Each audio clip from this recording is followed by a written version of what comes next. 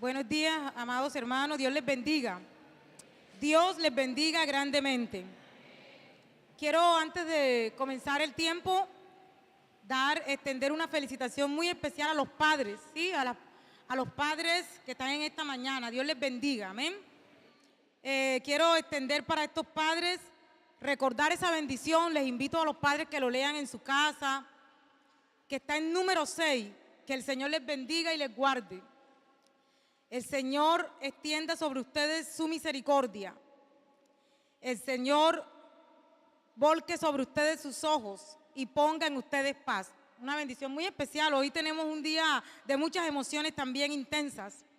Pero yo le pedí al Señor que su palabra también fuera protagonista. Amén. Que la palabra de Dios, que no depende de los tiempos, sino de lo que Dios quiere decirnos, pueda ser protagonista en este día y pueda lograr hablar a nuestra vida. Amén. Y ser esa lámpara y esa luz que nuestro ser necesita. Vamos a orar por este momento especial. Quiero pedirte que ahí sentado puedas cerrar tus ojos, puedas preparar tu corazón para decirle al Señor que te hable y que tú puedas entender sus palabras y puedas decirle, Señor, darle sentido a mi vida a través de tu palabra. Su palabra tiene ese propósito y pueda hacer el efecto que Él quiere en nuestra vida en esta mañana. Señor, gracias, Padre Santo, Dios bueno, Dios de misericordia, gracias por esta mañana, gracias por este día, gracias por tu palabra, Señor. Gracias por tu bondad, tu misericordia y tu fidelidad, Señor amado, con nosotros como iglesia, con tus hijos que están aquí en esta mañana, Señor. Gracias porque nos has hecho una nación santa, real sacerdocio, un pueblo adquirido por ti, oh Señor, para que anunciemos las virtudes tuyas, Dios. Y permite que esta palabra pueda ser un aliento, pueda ser un sustento y pueda ser un desafío para nuestra vida, para seguir caminando en la verdad, Señor. Gracias por este tiempo. Pongo mi vida en tus manos, pongo la vida de mis hermanos también bajo tus manos. Estamos bajo tu control, Señor, y que tú nos hables y nos des conforme a tu propósito. Gracias en el nombre del Señor Jesús. Amén. Amén. Antes de leer el texto de Marcos, porque estamos estudiando el libro de Marcos, estamos en el capítulo 11.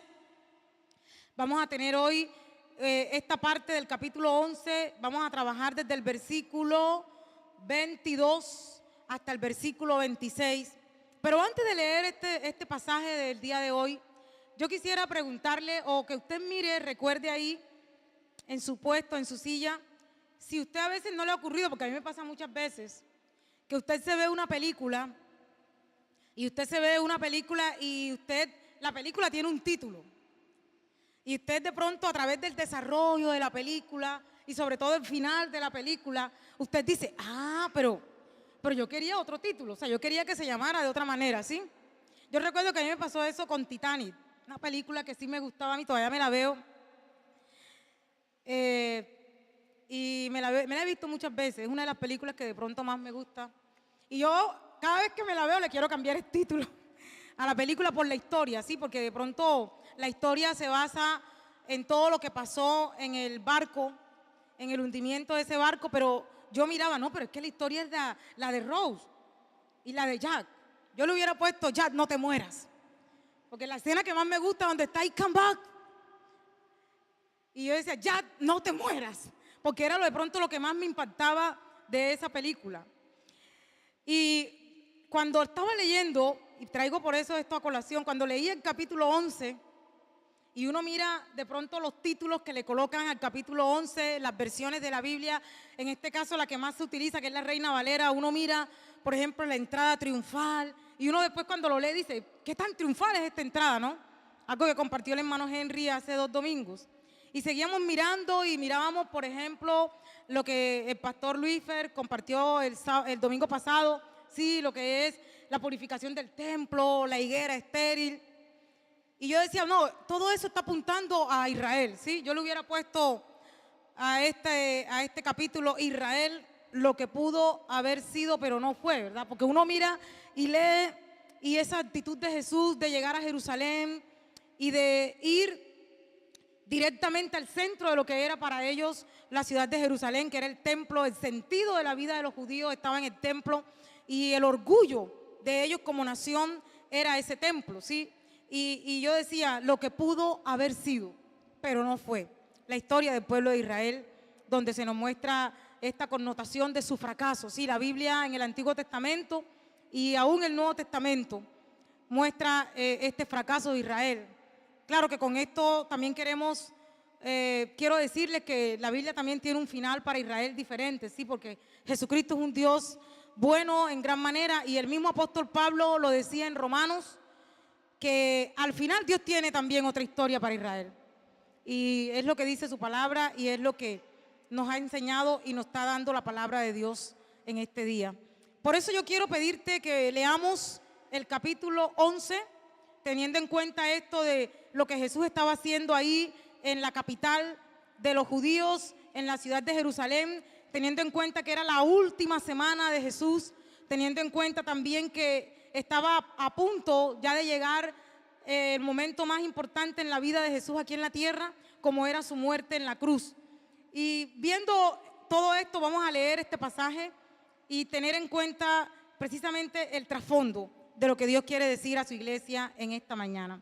Marcos capítulo 11, vamos a leer versículos 22 en adelante hasta el 26. Dice, respondiendo Jesús les dijo, tened fe en Dios, porque de cierto os digo que cualquiera que dijere a este monte, quítate y échate en el mar, y no dudare en su corazón, sino creyere que será hecho lo que dice, lo que diga le será hecho.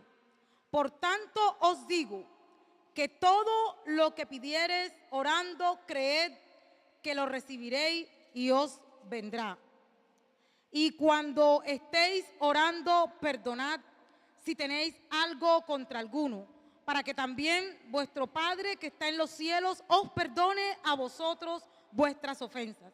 Porque si vosotros no perdonáis, tampoco vuestro Padre que está en los cielos os perdonará vuestras ofensas.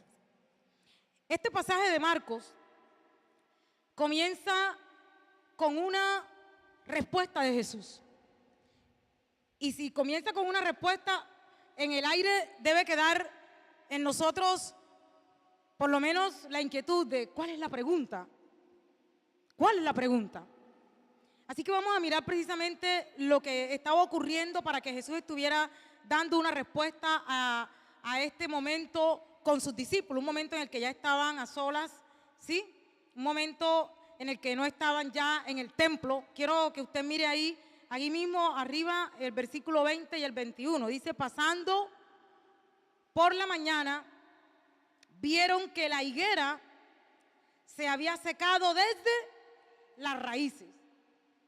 Entonces Pedro, acordándose, le dijo, maestro, mira, la higuera que maldijiste se ha secado. El domingo pasado usted pudo estudiar este pasaje, ¿verdad? Pudo entender por lo menos algo, porque yo tuve la oportunidad de escucharlo, no estaba aquí en la iglesia, estaba cumpliendo mi deber de ser jurado de votación.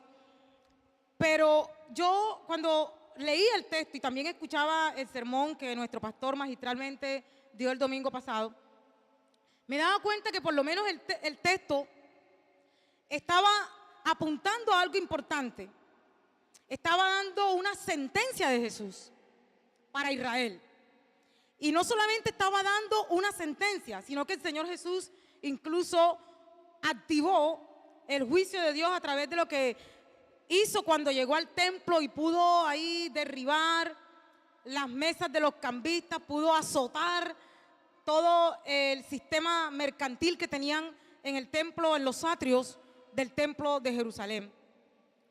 Y yo sé que usted, en lo que el pastor predicó, usted miró este pasaje de la purificación del templo y de la maldición de la higuera, porque cuando ellos iban camino en Jerusalén, ellos se encuentran con una higuera y Jesús ve la higuera con muchas hojas. Yo le podía pensar, hablando en el contexto acá costeño, una higuera metemono, una higuera que tenía muchas hojas, frondosa, hermosísima, espectacular, y con la connotación de lo que es la higuera, que es un árbol que si tiene hojas es porque tiene frutos. Y vemos que Jesús maldice la higuera. Y después Jesús entra en el templo y comienza a purificar el templo. Y yo sé que usted, si fue un lector y fue un oyente entendido de la palabra de Dios, miraba que Israel es la higuera. Y si el templo es una parte de Israel, entonces el templo es una parte de la higuera, ¿sí o no, hermano? Y mirábamos que la maldición Jesús o la sentencia de Jesús sobre esta higuera era porque no tenía frutos. El Señor tenía hambre.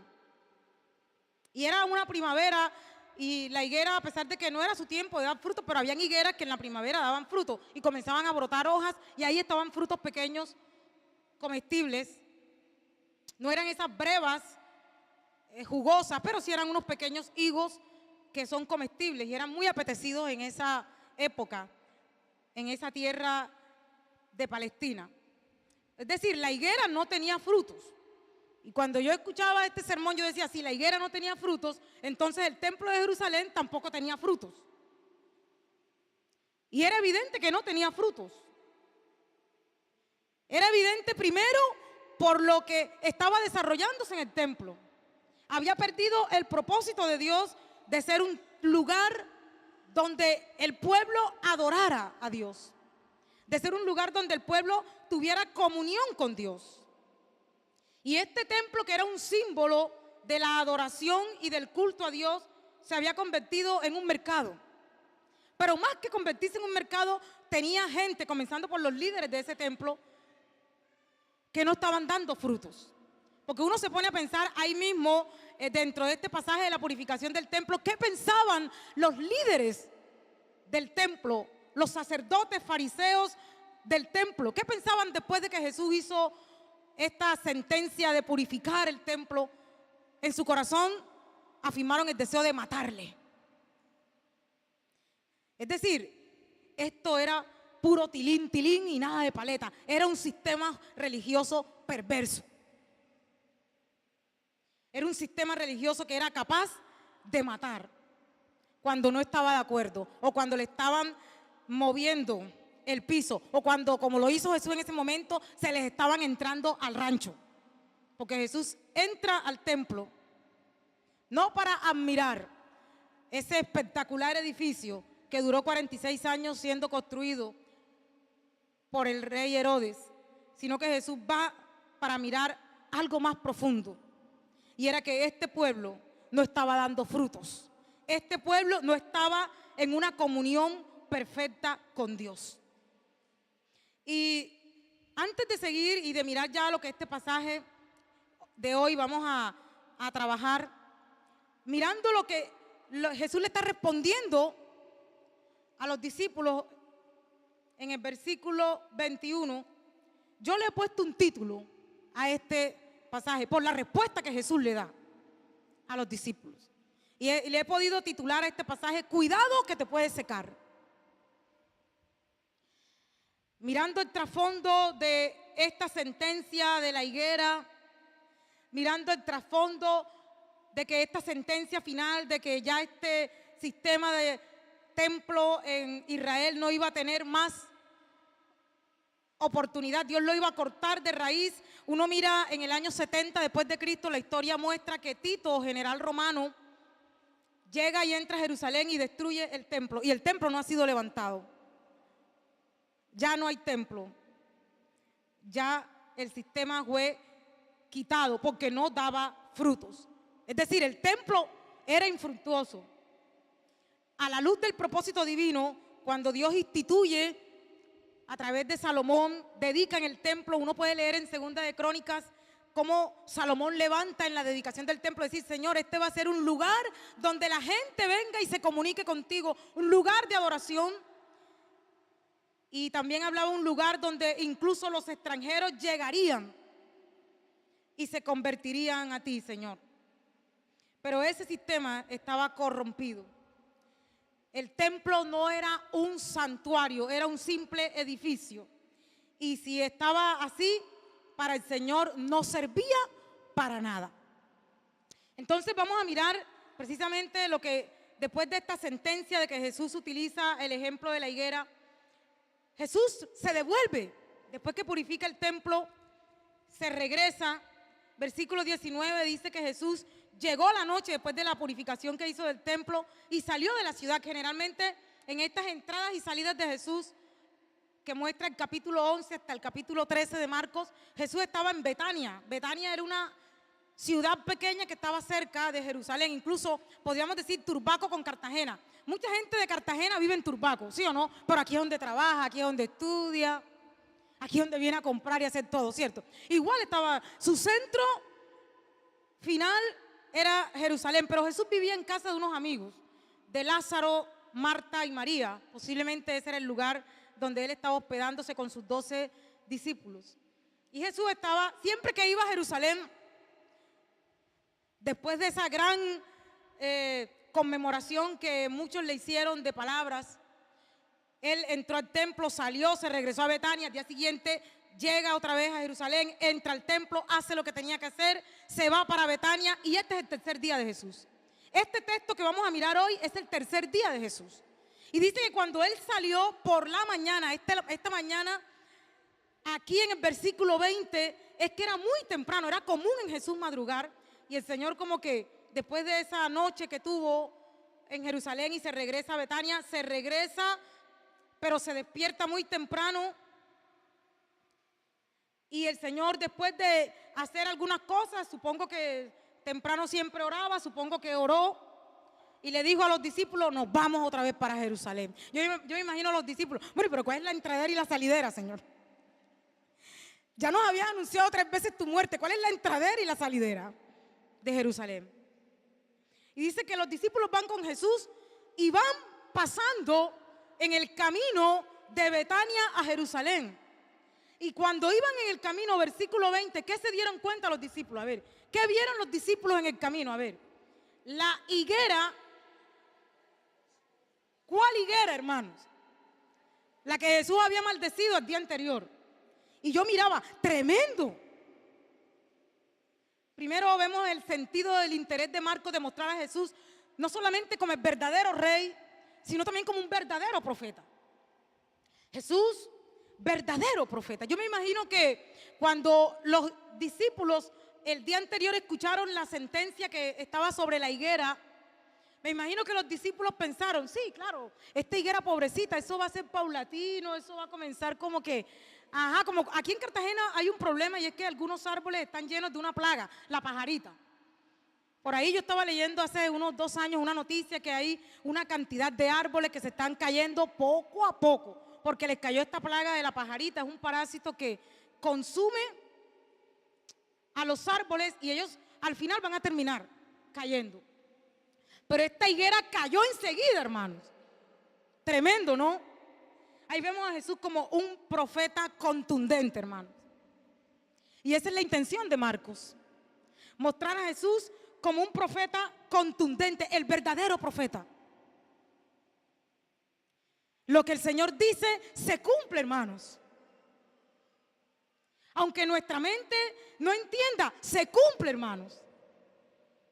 Y los discípulos van y ven que ese árbol ya estaba seco desde las raíces, hermano.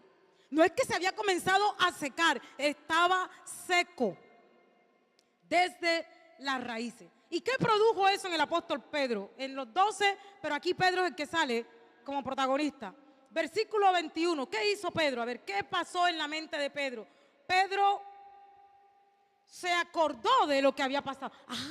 Esta fue la higuera que Jesús le había pues echado una maldición.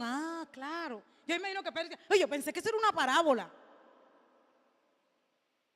Yo pensé que eso era una parábola.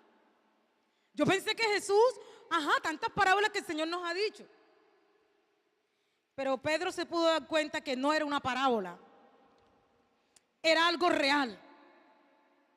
La sentencia sobre la higuera se había cumplido. Y yo creo que en el trasfondo estaba también la pregunta en el aire: si la sentencia sobre la higuera se había cumplido, no se va a cumplir la sentencia que Dios ha dicho sobre Israel. Y dice que Pedro le dijo, no le pregunta. Yo quiero que usted mire el versículo 21 en las versiones que tiene. Pedro pregunta o le dice a Jesús. Pedro le dice, Señor, mira. Ni siquiera le pregunta, porque él siempre le preguntaba cosas cauciosas al Señor. Maestro, mira. La higuera que maldijiste se ha secado. En pocas palabras, Pedro estaba en una de dos de estos aspectos, porque la Biblia no refleja eso, pero vamos a mirar la respuesta de Jesús, a ver qué era lo que quería decir Jesús. Pedro tal vez estaba sorprendido de que la palabra de Jesús se había cumplido tal cual como él la había dicho. Podía de pronto estar eso en Pedro, sorpresa, hermano, porque así somos nosotros también. A veces nosotros vemos una palabra y ¡wow! ¡Qué sorpresa! Y de pronto a veces esa sorpresa nos quita el sentido de lo que verdaderamente Dios está diciendo, o peor aún, nos hace dudar de lo que Dios está diciendo, hermano. Y tal vez Pedro y los discípulos que estaban con Jesús vieron y de pronto o le habían quitado el valor, o de pronto pensaban, era una parábola de Jesús, era una simple parábola que Jesús estaba dando, pero la sentencia se había cumplido sobre la higuera, no era una simple parábola. Y también esta reacción del apóstol Pedro de decir, Señor, mira, tal vez no era un tono de sorpresa por ese cumplimiento de la palabra de Dios, sino también reflejaba un temor ante lo contundente de la palabra de Dios. Y ahí sí nos toca entonces nosotros mirar y reflexionar. No suponer, sino reflexionar. ¿Qué efecto produce la palabra de Dios en mi vida, hermanos? ¿Qué efecto produce la palabra de Dios en nuestra vida? El apóstol tuvo que ver y se sorprendió de que Dios cumplió su palabra. Y el apóstol tal vez vio y tuvo temor de lo contundente que es la palabra de Dios. Tuvo temor tal vez de ver que si hay algo que es real, hermanos, si hay algo que es totalmente perfecto y algo que se va a cumplir, es la palabra de Dios, hermano. No importa el tiempo, la palabra de Dios se cumple. Y así fue lo que ocurrió en este momento. Y uno mirando este contexto del pasaje donde la sentencia de Jesús se cumple, yo pienso también que el hecho de que el versículo 22 dice, respondiendo Jesús, ellos no habían hecho preguntas, pero Jesús entendió que en el corazón había inquietud, en el corazón había preocupación. Tal vez estaba la misma preocupación que ellos tuvieron cuando hubo el tema del joven rico. Ustedes se acuerdan cuando predicábamos sobre el joven rico, que al final cuando el joven rico se va, ellos le preguntan, Señor, pero ¿quién podrá ser salvo? Si la cosa es tan difícil, ¿quién podrá ser salvo? Y Jesús comienza y les dice, y les da una respuesta. Tal vez esto de Jesús dar una respuesta, de anticiparse a la inquietud de sus apóstoles, es porque en el fondo el temor y la sorpresa ante la palabra de Dios solamente había en ellos una preocupación. ¿Será que nosotros también fracasaremos? ¿Cómo podemos dar fruto? O mejor dicho, ¿cómo puedo ser agradable a Dios? Porque ellos habían entendido la sentencia de que la higuera no iba a dar más fruto porque era pura apariencia. La higuera no estaba siendo útil a Dios. La higuera para Jesús era una cuestión infructuosa. Entonces de pronto tal vez el temor de los discípulos, esa reacción de ellos ante ver una higuera que en 24 horas ya no era nada, desapareció su esplendor, desapareció tal vez lo que la gente reconocía en ella, porque todo el que pasaba miraba la higuera con tremendas hojas, pero no tenía fruto, hermanos. Tal vez en el fondo y por lo que vamos a estudiar en esta mañana en el resto del pasaje, Jesús estaba diciéndole,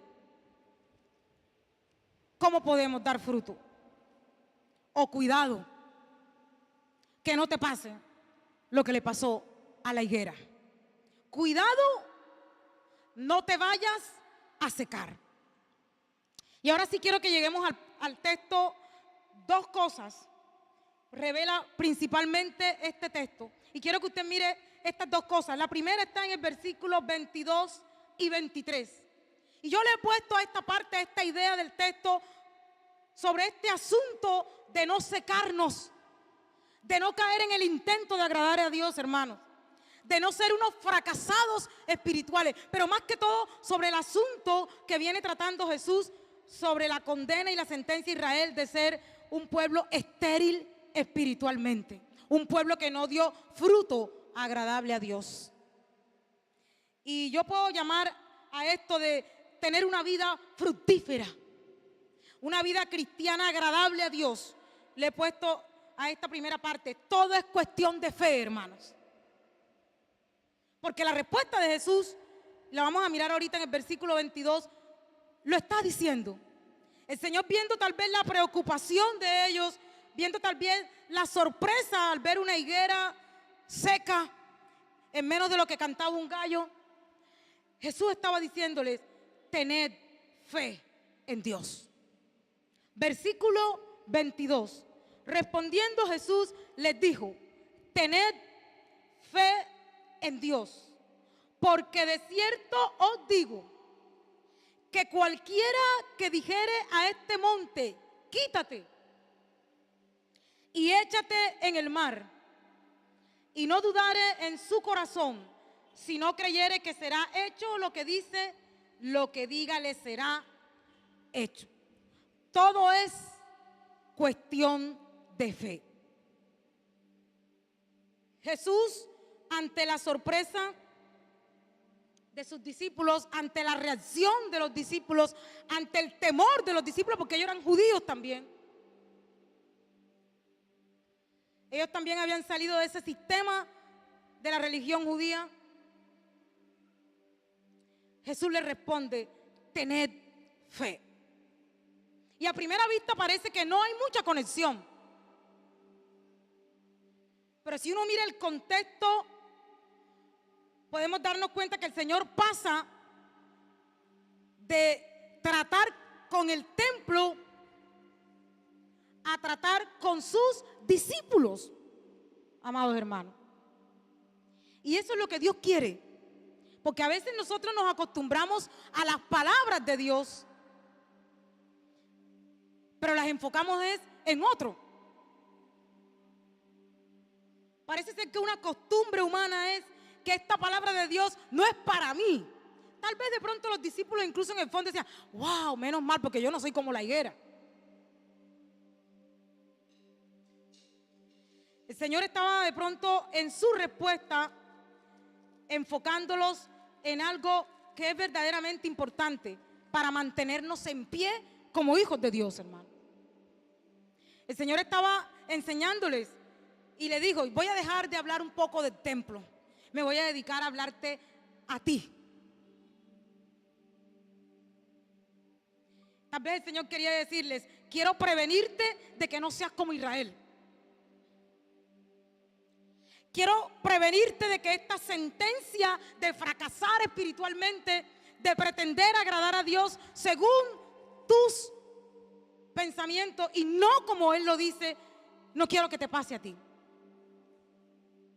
Y me llama mucho la atención de que este pasaje, esta parte que es relatada en evangelios como Mateo, Marcos y Lucas, Marcos es el que le dedica un poco más al trasfondo personal de la respuesta de Jesús. Y obviamente porque Pedro fue uno de los que ayudó a Marcos a escribir el evangelio. Y yo imagino que Pedro pudo decir lo que esto había impactado en su corazón. Israel fracasó y parece que el Señor le estaba diciendo, ¿sabes qué? Esto es un asunto de fe. El hecho de vivir para Dios, el hecho de tener comunión con Dios, el hecho de ser adoradores verdaderos de Dios, es un asunto de fe, amada iglesia.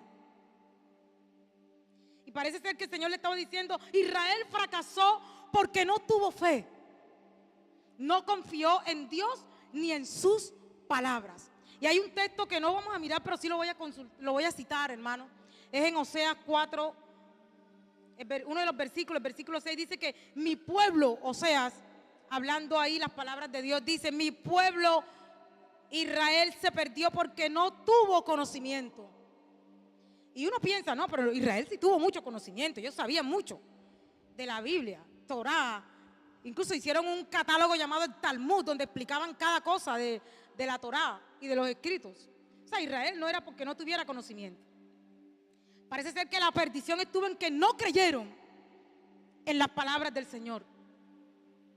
No confiaron en Dios, no confiaron en lo que Dios era. Pero más que todo quiero decirte algo, hermano: no confiaron en lo que Dios decía. Y se perdieron en el intento. Se perdieron y por eso no pudieron conocerle como Dios era. Por eso no pudieron relacionarse bien con Dios. Por eso no pudieron dar fruto. Por eso fueron como esa higuera: puro hoja, pura apariencia. Una nación que no creía en Dios. Y yo quiero que usted mire lo que vamos a mirar ahorita a través de este pasaje, versículo 22. Tener fe. Porque tal vez usted va a preguntarse: ¿pero qué es tener fe? O sea, el hecho de que ellos tuvieran un templo, no tenían fe. El hecho de que hicieran esas fiestas religiosas tan milimétricamente, el hecho de que tuvieran tanto control sobre las ceremonias, ¿no era tener fe? ¿Qué es tener fe en Dios? Es la gran pregunta que por lo menos yo me hago en este texto. ¿Qué le quiso decir Jesús? ¿Por qué la respuesta de Jesús es a ustedes? Lo que yo les recomiendo es que tengan fe. Si ustedes no quieren ser una higuera de apariencia, una higuera de pura hoja, como lo dice la Biblia ahí en 2 de Timoteo capítulo 3, que en los últimos tiempos lo que más va a haber es higuera de apariencia, hermano. El apóstol decía, Pablo, hablando a Timoteo: en los últimos tiempos muchos tendrán apariencia de piedad, pero negarán la eficacia de ella. A estos evita. Parece ser que hoy hay muchas higueras.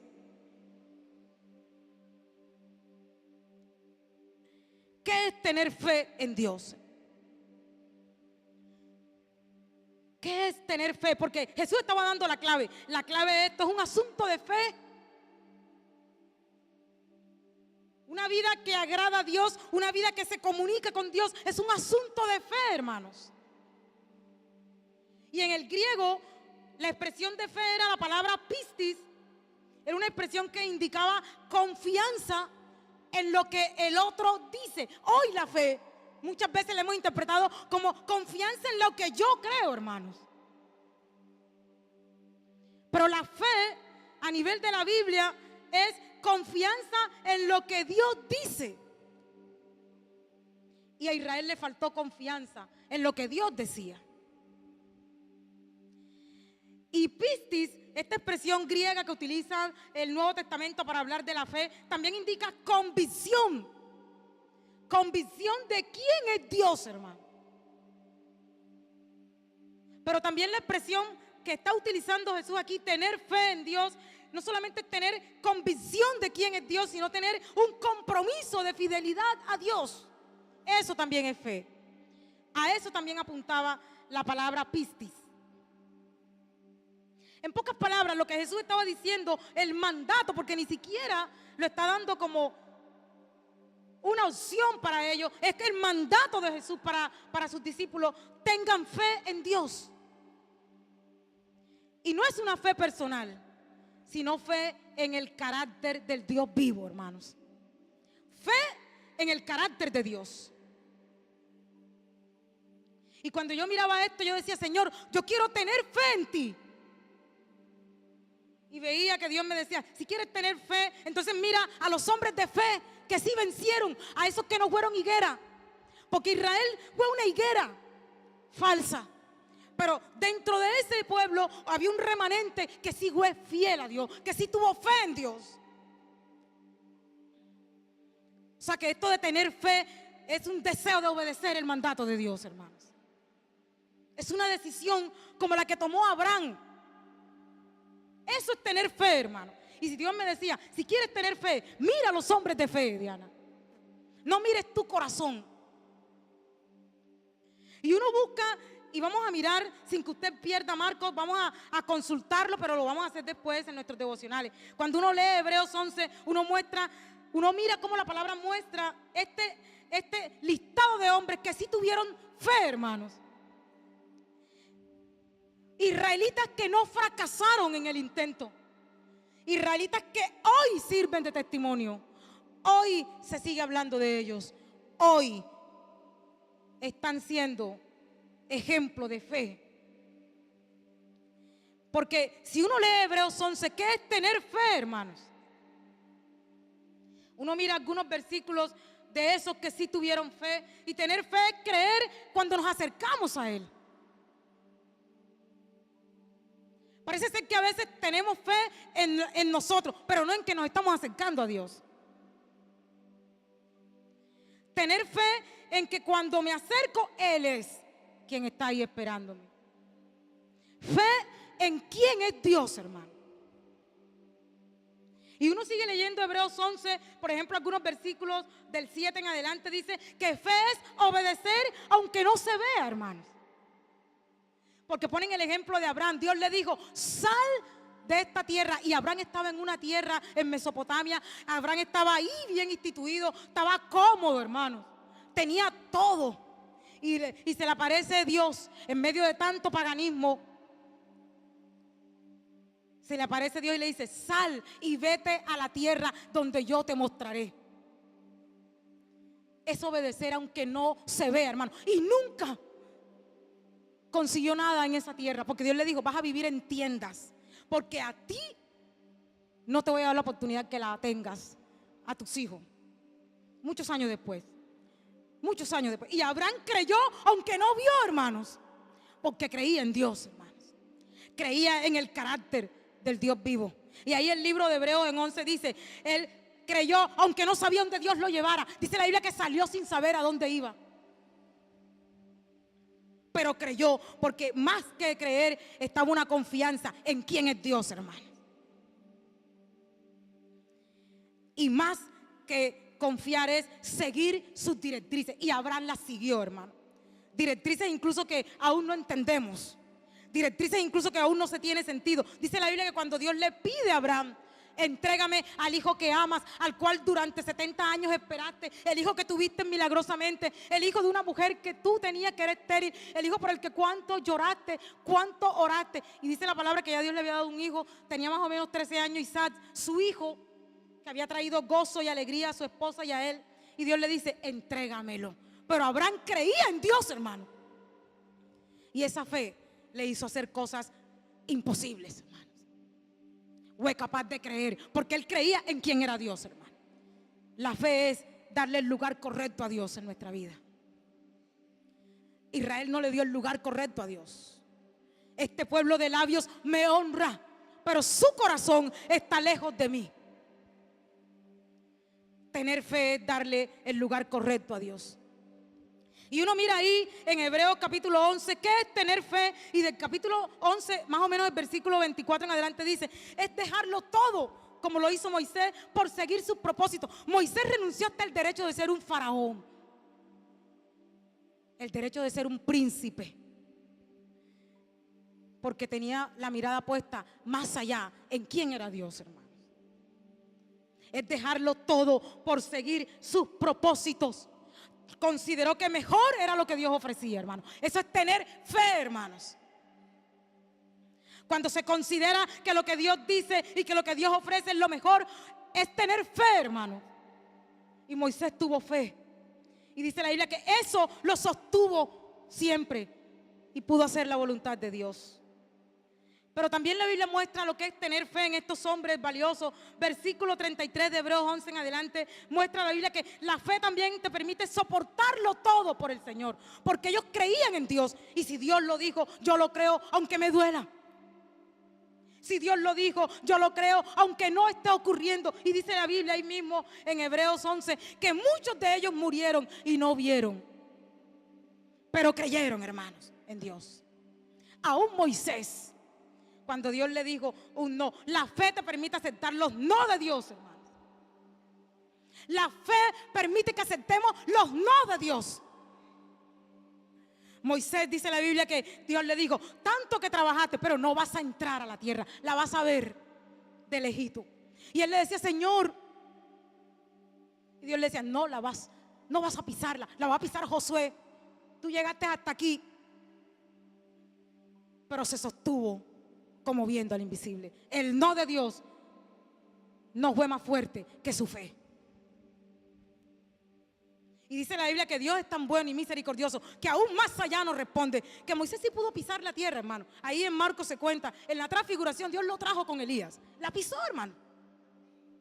Pisó Israel. Tener fe en Dios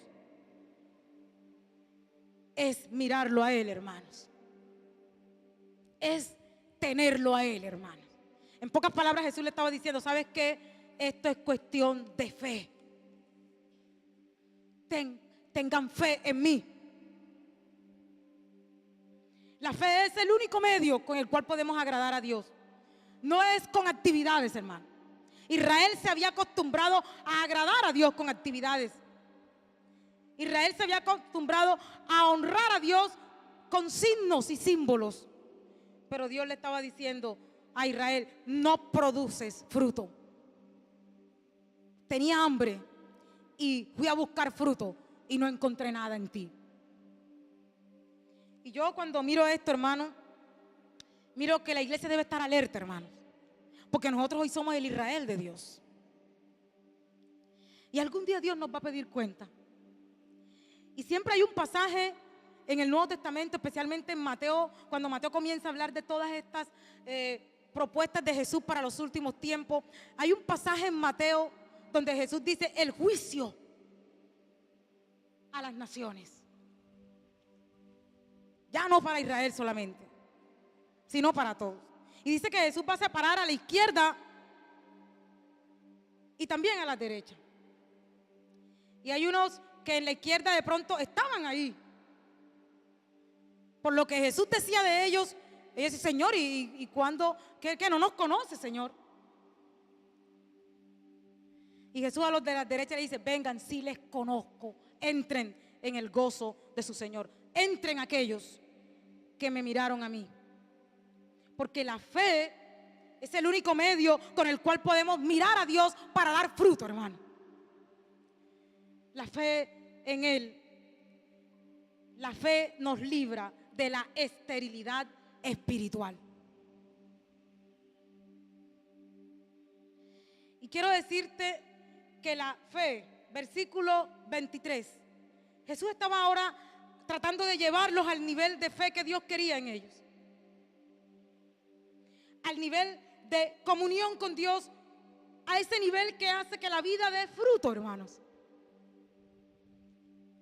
Y en el versículo 23 Jesús está diciendo, porque de cierto os digo que cualquiera, sea judío o no sea judío, cualquiera que dijere a este monte, quítate y échate en el mar, y no dudare en su corazón, si no creyere que será hecho lo que dice, lo que diga, le será hecho.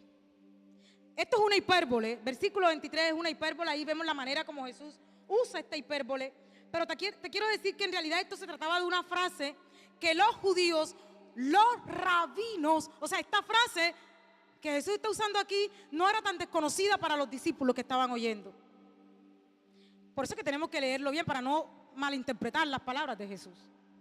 Porque yo sé que de este versículo se han de pronto sacado algunas connotaciones erradas y extrañas de lo que Jesús estaba diciendo.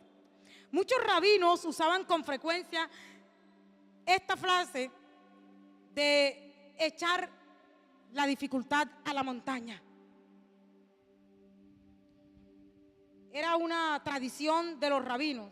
Cuando tenían dificultades, suprimir problemas, superar dificultades, podemos echar esto a la montaña. Y aún en el Antiguo Testamento se habla incluso de que lo que Dios estaba mostrando incluso era que Dios echaba nuestros pecados al fondo del mar y no se acordaba más de eso.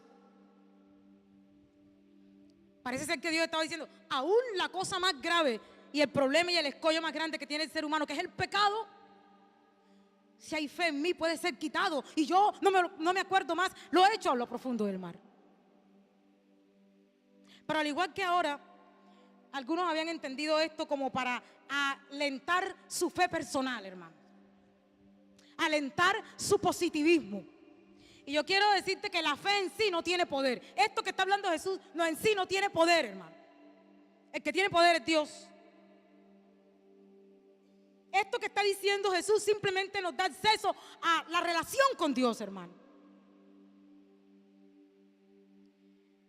Nos da acceso para creer que estamos con Él. Y que si estamos con Él, todo está bajo el control, hermano. Que si estamos con Él, todo es posible. Cualquier montaña. Y parece ser que la montaña que Israel tuvo era su corazón duro. La montaña de un corazón duro, cuando pone la mirada en Dios, Dios lo transforma y lo hace una nueva persona. Parece ser que esto de la montaña es que la fe verdadera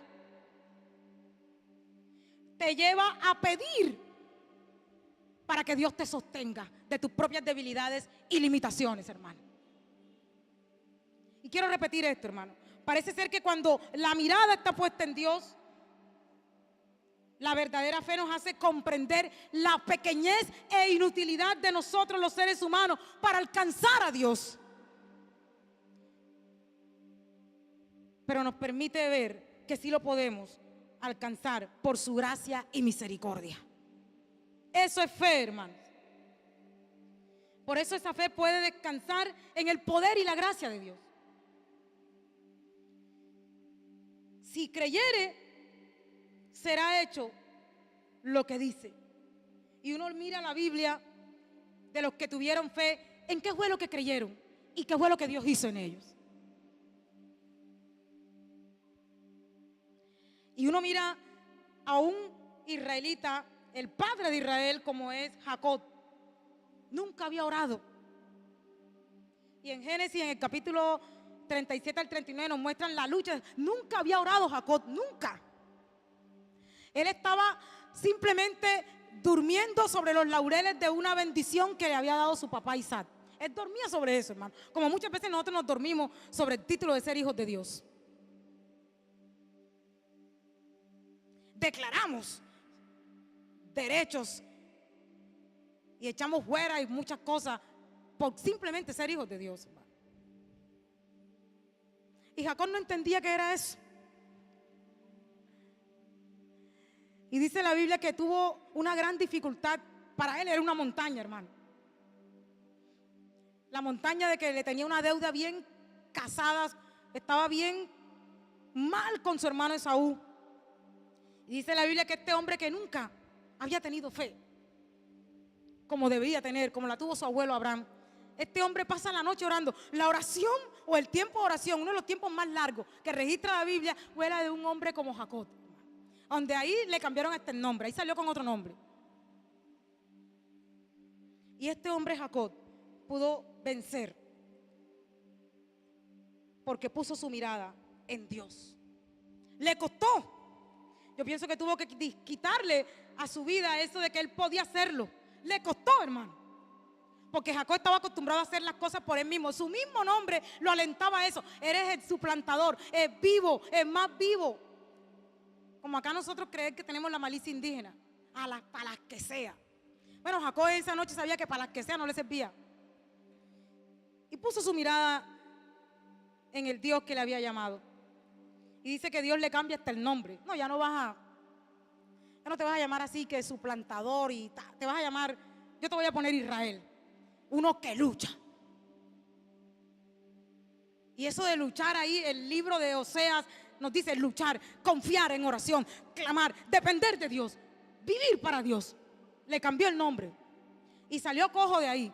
La Biblia nos registra que después Jacob fue sanado de la cojera, porque Israel, recuerda, siempre no comen una parte de los carneros, de las vacas, no la comen porque ahí estaba Jacob marcado. Quedó marcado, hermano.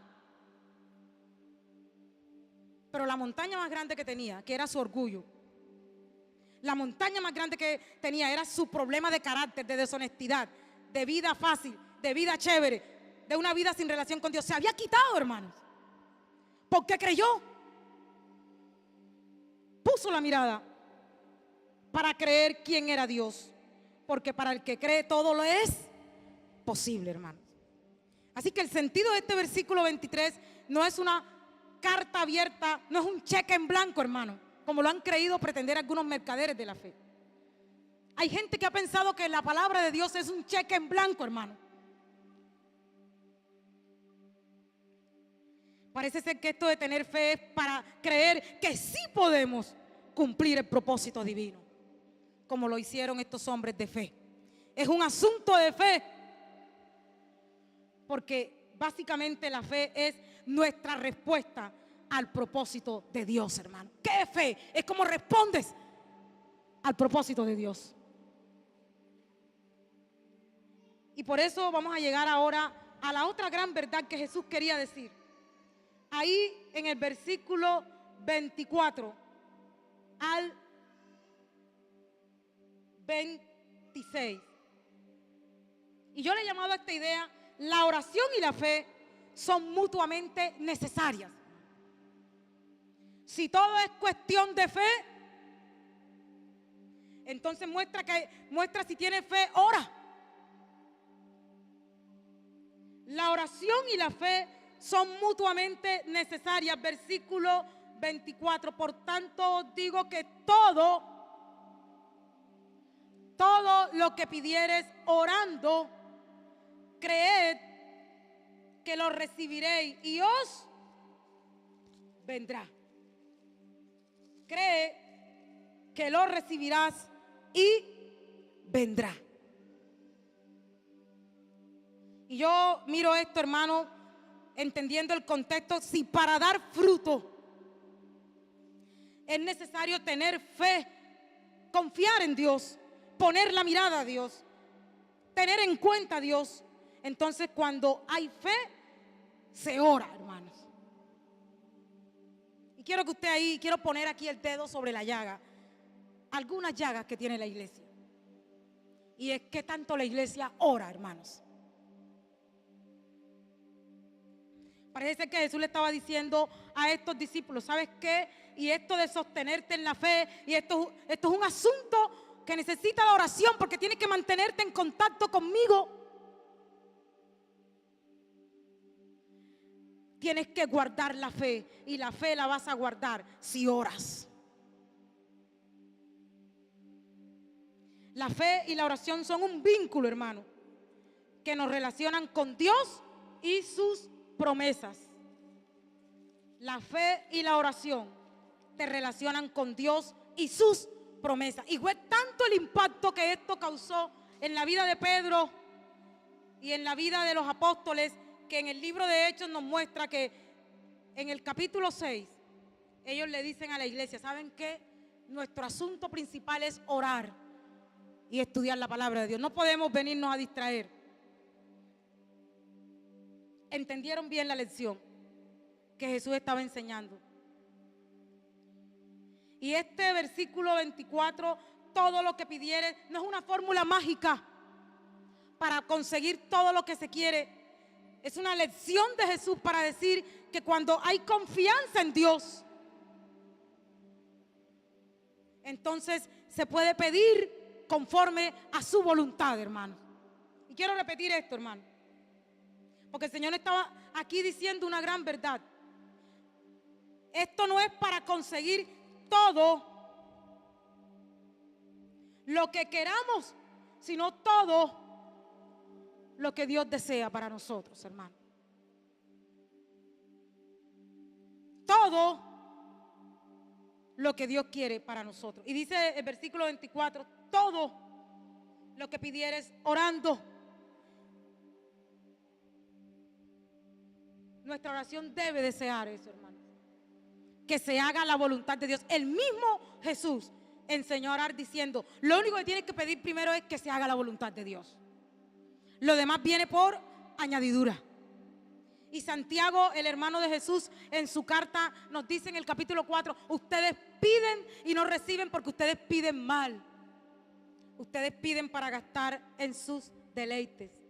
Es decir, tener fe en Dios nos lleva a pedir correctamente, hermanos. Porque la fe se apoya en quién es Dios, en conocer a Dios. Y el conocer a Dios nos permite saber cómo pedirle. Y dice la Biblia que aunque no sepamos cómo pedir, el Espíritu Santo nos va a enseñar a pedir. Parece ser que el pedir aquí que Jesús está diciendo es, pide. Porque todo el que pide en mi nombre recibe. Confía en mí. Confianza en Él y en su voluntad. Confianza en quién es Dios. Confianza en lo que dice su palabra. Confianza en que su palabra dice, aunque ande en valle de sombra de muerte, no temeré mal alguno, porque tú estarás conmigo. Confianza en el carácter del Dios vivo. Tener fe y orar hace que encontremos su voluntad en nuestra vida, hermano. Y yo quiero repetir eso. Tener fe y orar hace que tú encuentres la voluntad de Dios para tu vida, hermanos. Y esto es muy diferente a esa fe que están promoviendo por ahí, hermano. Es muy diferente a la autosugestión, que en realidad es una forma de tener fe en nuestras capacidades, en nosotros mismos. Hoy se está promoviendo mucho eso. No importa, cree. Cree como sea, pero cree. Y más que todo está apuntando en que seas capaz de estar convencido de lo que tú deseas y lo vas a lograr, aunque sea algo malo. Aunque sea algo que lo logres con fines y propósitos malos. Por el contrario, lo que está diciendo este versículo es: la confianza y la fe se apoyan únicamente en Dios y en su voluntad. Y cuando pedimos eso, se va a hacer, hermanos. Es su voluntad. Y quiero seguir afirmando esta idea ya para llegar al final. La fe y la oración se necesitan mutuamente porque te llevan a la comunión con Dios. Y la comunión es la que te hace llevar fruto. La fe y la oración se necesitan mutuamente porque te llevan a la comunión con Dios. Y la comunión con Dios te hace llevar fruto. Yo quiero que usted busque ahí Juan 15. Ese sí lo vamos a buscar y le voy a pedir favor, los que no tienen Biblia, que lo miren en el monitor. Quiero mirar este texto para terminar esta idea. Juan capítulo 15, versículos 6 y 7. Jesús hablando en la última semana, después de la cena, recordándole a los apóstoles sus palabras. Juan capítulo 15, versículo 6. 5, 6 y 7. Vamos a leerlo desde el 5. Juan capítulo 15, versículos 5, 6 y 7. Yo soy la vid, ustedes las ramas. El que permanece en mí y yo en él, este lleva mucho fruto, porque separados de mí, nada podéis hacer. El que en mí no permanece, será echado fuera como rama y se secará. Y los recogen y los echan en el fuego y arden. Si permanecen en mí y mi palabra permanece en ustedes, pedid todo lo que queráis y os será hecho. Fe y oración, hermano. Fe es permanecer en Dios. La fe te hace permanecer en Dios.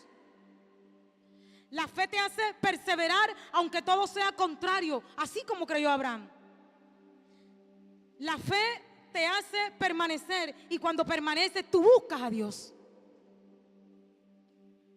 Por eso la fe necesita de la oración. Se necesitan mutuamente porque llevan a una comunión con Dios. Y cuando una persona está en comunión con Dios, Jesús mismo lo está diciendo aquí, versículo 5 de Juan 15, nada se puede hacer si no hay comunión conmigo. Separados de mí, nada puedes hacer. La fe y la oración son evidencia de que tú estás conectado con Dios. Jesús le estaba diciendo en Juan, si tú estás conmigo, si mi palabra está contigo, pide todo, porque te será hecho. Pero quiero mirar lo que Jesús dice primero, pide si mi palabra está en ti. Porque cuando estamos con su palabra vamos a pedir lo que su palabra quiere, amén. Pedimos que se haga su voluntad. Por eso que este versículo que Jesús estaba diciendo así, no significa estar seguros únicamente de que lo que pedimos sucederá, sino que debemos estar seguros también de que lo que pido se ajusta a la voluntad de Dios. Lo que pido es su palabra. Y esto es una de las cosas que más se confunden, hermanos. Y es una de las cosas que finalmente tienen graves consecuencias para la vida de los cristianos. Yo quiero poner un ejemplo extremo. Algunas veces lo hemos oído por ahí. Por ejemplo, una mamá dice que ella ya no quiere ir más a la iglesia, ya no cree más en Dios, porque a ella le dijeron que pusiera su fe en Dios y su hijo enfermo se iba a sanar. Y le dijeron, vamos a orar y vamos a creer y ven a la iglesia que tu hijo va a sanar. Y oró insistentemente, pero al final el niño murió. Y esta madre se sintió frustrada, se sintió engañada. Y ahora no quiere venir a la iglesia. Yo me pregunto, a ver, Dios le había revelado a esta mujer que su hijo no iba a morir si ella tenía fe. ¿Quién le dijo eso? ¿Lo que tenía era una fe fuerte en la palabra de Dios o era una fuerte autosugestión que estaba siendo reforzada por aquellos mercaderes de la fe que a veces están en las iglesias? O tal vez estaba marcado por el intenso deseo de volver a ver a su hijo sano. Esta señora se frustró por eso. De pronto sintió, me vendieron una falsa ilusión. O sea, Dios no pudo hacer. La fe verdadera descansa en quién es Dios, hermano. En quién es Dios y en sus propósitos. Y sus propósitos son revelar su voluntad, hermano. Y su voluntad es agradable y perfecta. Hay cosas que no entendemos. Hay cosas que no tienen sentido, hermanos. Hay cosas que son duras de aceptar y de vivir, hermano. Pero el Señor simplemente dice, confiad, yo estoy contigo.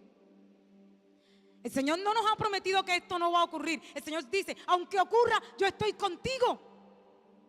Aunque tengas que pasar por el fuego, yo estoy contigo. Yo tengo todo bajo control. Después, lo que el fuego deje, eso es mi soberanía.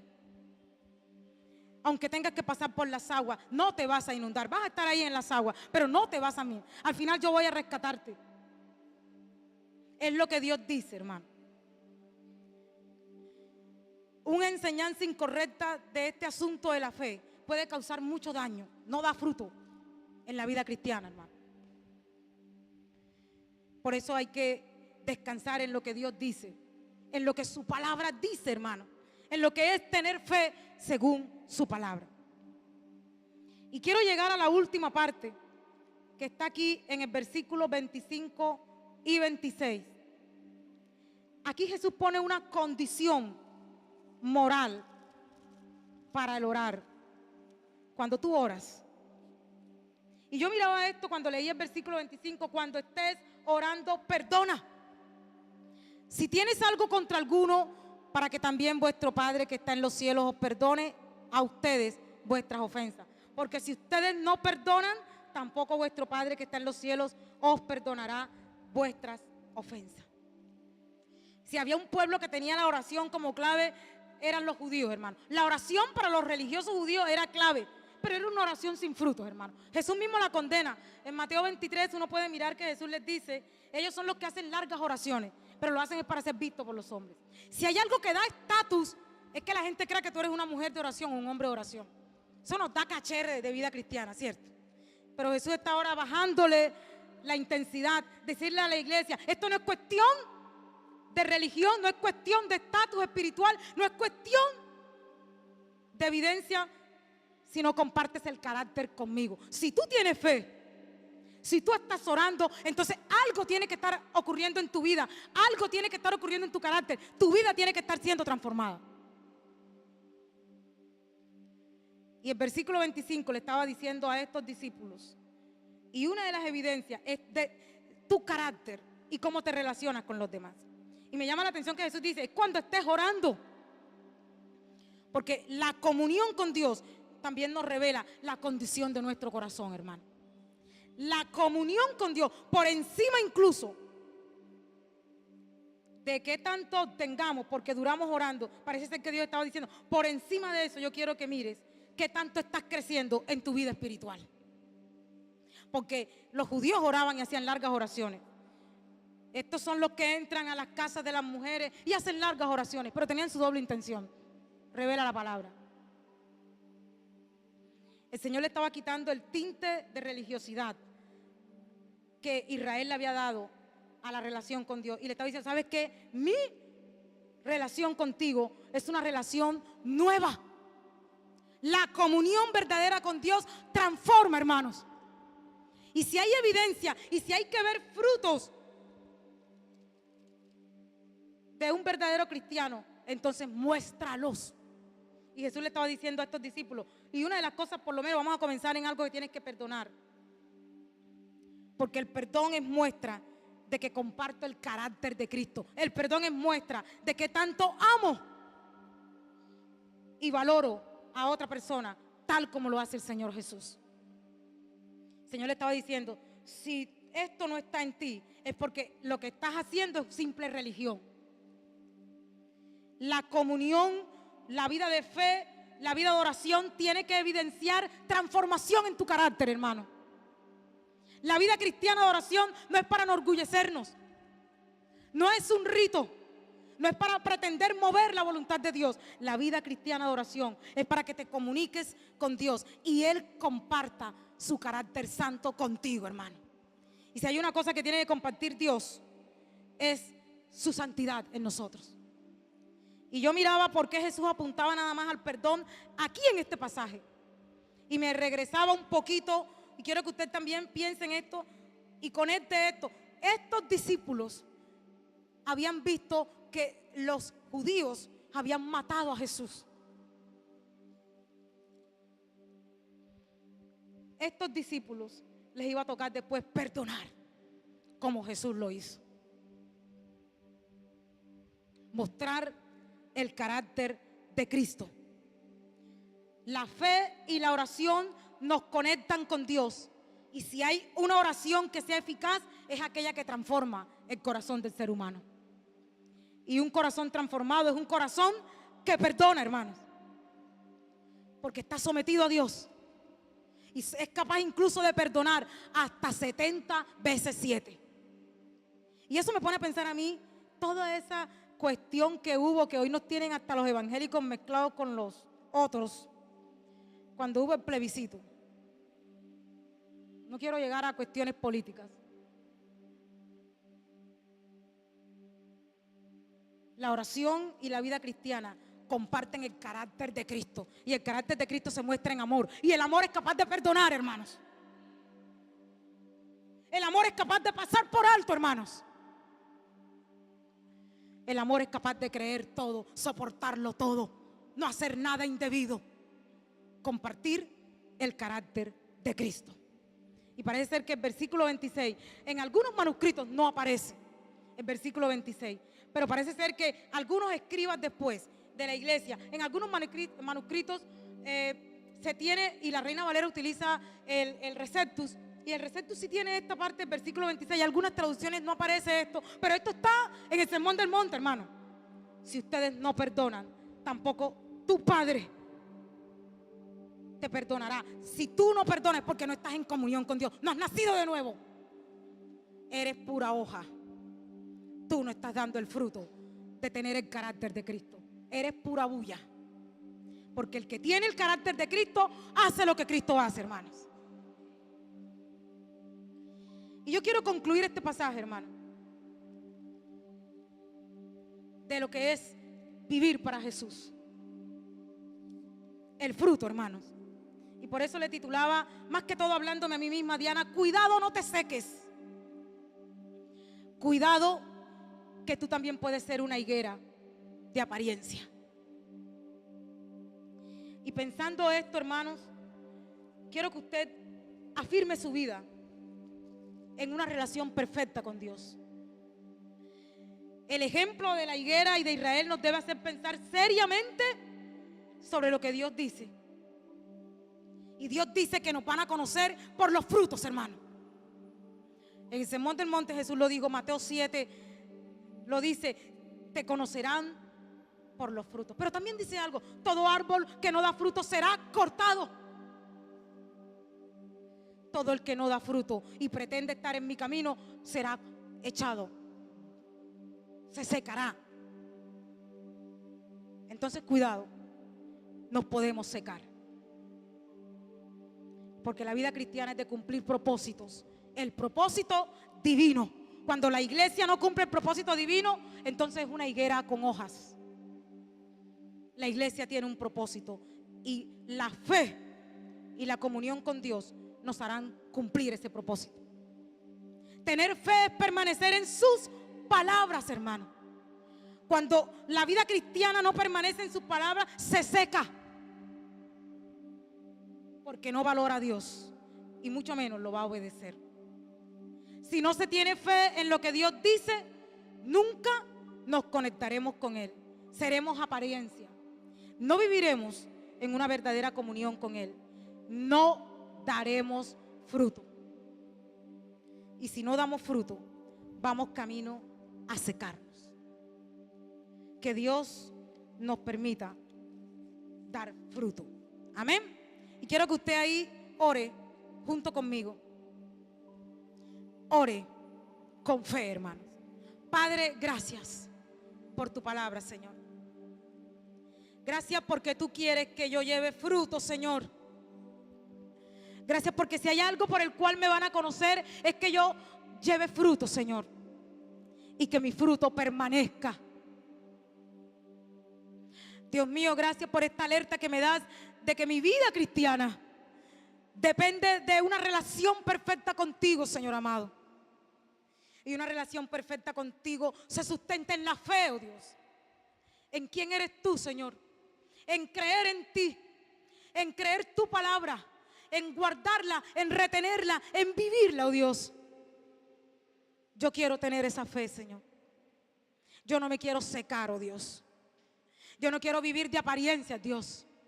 Yo no quiero parecer cristiana. Yo quiero ser cristiana porque te sigo a ti, Jesús. Yo quiero ser un ejemplo, una vida que pueda glorificar tu nombre, Señor. Gracias por tu palabra, Señor.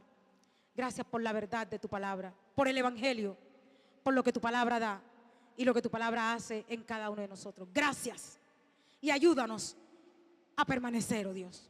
Si hay algo que deba pedirte en oración, oh Dios, si hay algo que es tu voluntad es que dé fruto, ayúdame a dar fruto, Señor, que a ti te agrade. Gracias por tu palabra. En el nombre del Señor Jesús, oh Dios, amén. Dios les bendiga grandemente, hermanos.